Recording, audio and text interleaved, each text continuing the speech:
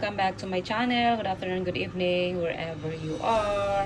Cebuana is here back again. And for today's video, magluluto tayo ng Japanese Yakisoba. Our ingredients, guys. Ayan, kailangan natin ng miki, yung suba, ayan. Ito, kailangan natin. And then, kailangan natin ng kamaboko, and shrimps, and thinly sliced na pork na kailangan meron siyang konting taba-taba, and of course gulay, cabbage and carrots, and green bell pepper, and then also kailangan natin ng onions, and ano bang tawag nito, sugar, bini sugar. Kailangan natin ng bini sugar para mamaya i-toppings natin to. And of course, ang nori flakes. Kailangan din natin ng nori flakes. Kung wala naman kayong nori flakes or bini sugar, okay lang naman yun. Pero sa Japan naman tayo, kaya kumpleto ang ating ingredients.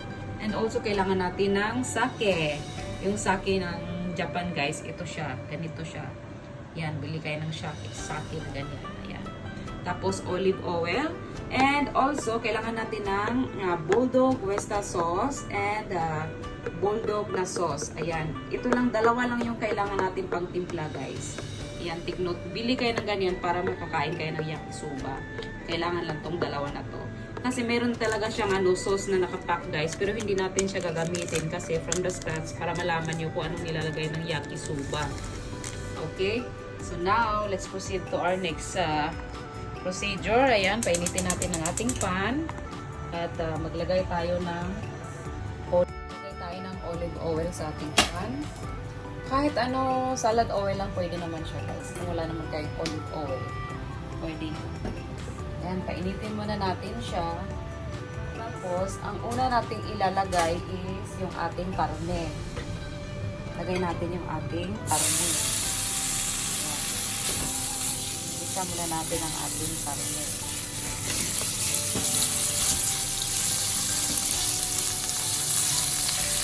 Napakadali lang itong recipe na to, guys. Napakadaling sundan.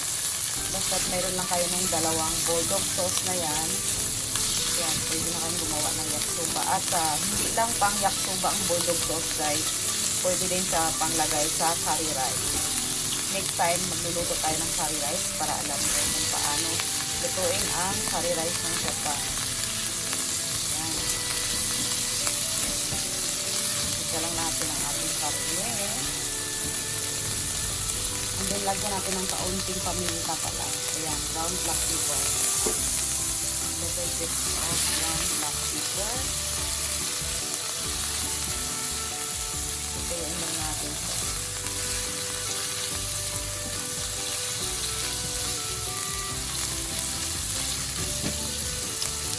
And then, i-add na natin ang ating shrimp. Ayan.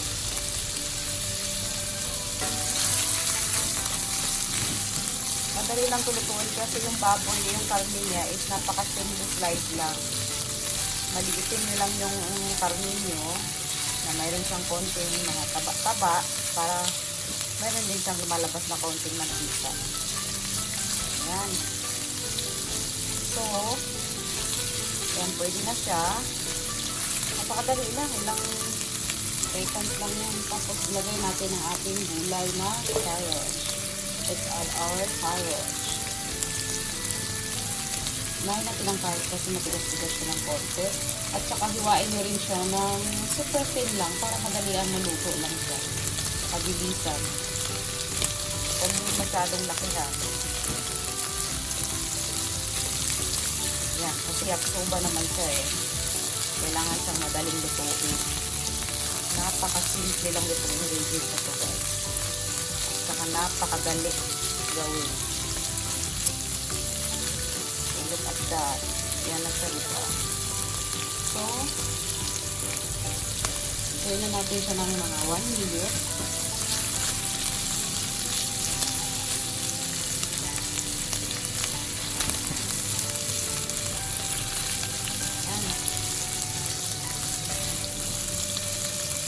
Pwede na yan. So, ilagay na natin ang ating next na sibuyas, ang ating onion. Lagyan natin ang ating onion. Bango.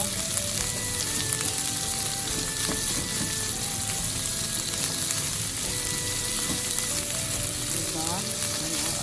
Kabalong.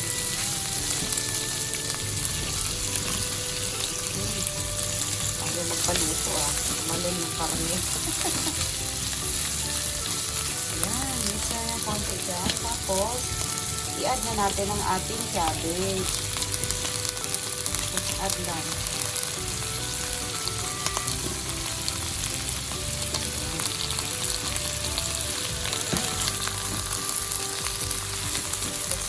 Isa lang guys.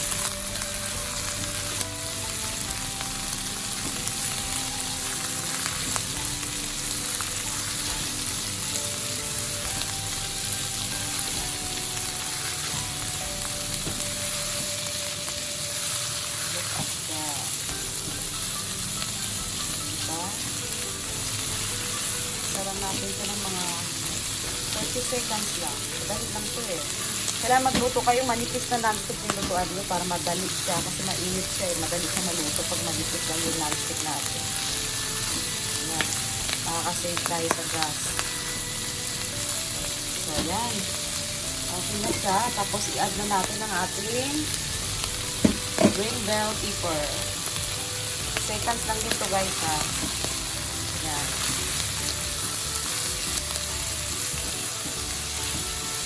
Lagyan natin ng pepper. Brown black pepper.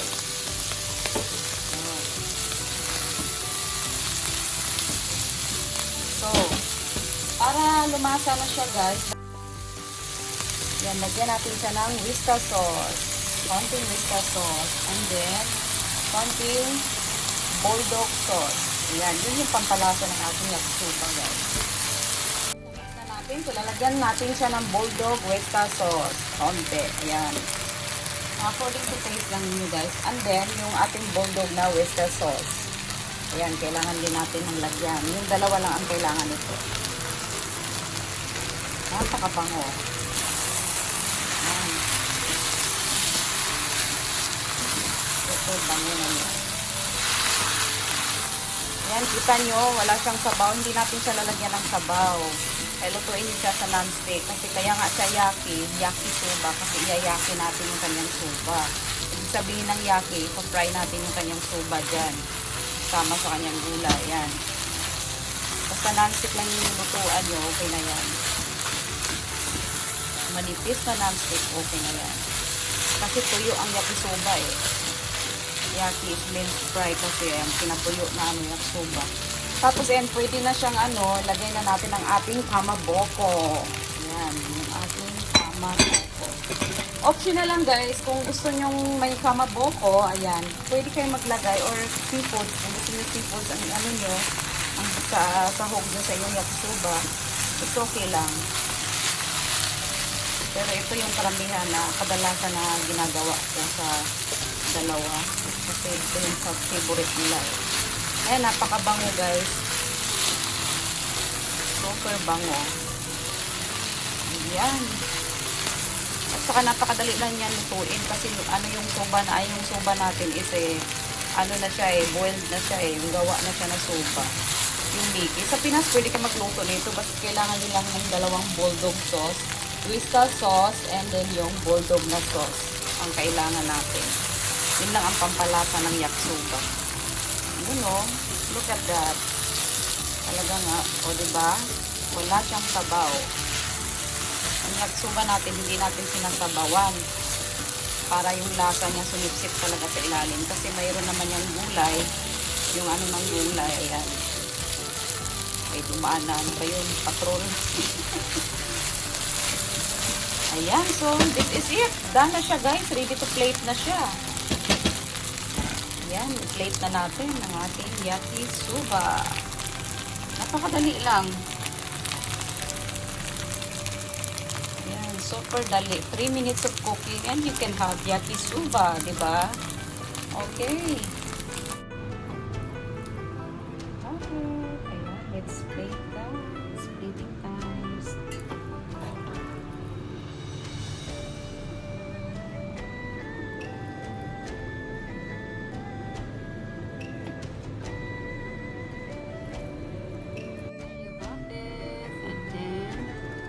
natin siya ng toppings na benishoga. And then, nating no reflex.